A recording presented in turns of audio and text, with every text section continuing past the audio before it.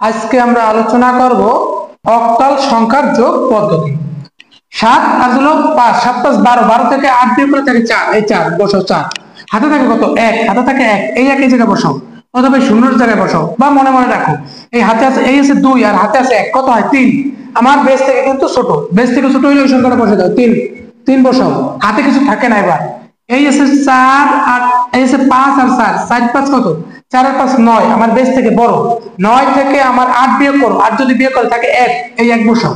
এই 1 হাতে থাকে 1, 9 এইটার ভিতরে যোগ করা হয় 9, 9 থেকে আমার বেস আছে 8, 8 বিয়োগ করার পরে থাকে হলো 1, 9 থেকে 8, 9 থেকে যদি 8 গেলে থাকে 1, হাতে থাকে 1, এই 1 এই যেটা বসাও 6, 6 আর 7, 7 আর 7 কত 14, 14 থেকে আমার এই 14 পাইলাম কত 14, এই 14 থেকে এবার 8 বিয়োগ করো থাকে কত 6, 14 থেকে 8 বিয়োগ করলে থাকে 6, এই যে লেখো 6, এই 6 হাতে থাকে 1। আমার বেসের বড় বেস এবং মানে 8 এবং 8 থেকে যদি সংখ্যা বড় হয় তাহলে হাতে থাকে 1, এইটা হাতে থাকে আমার কিন্তু 1, 14 ছিল 14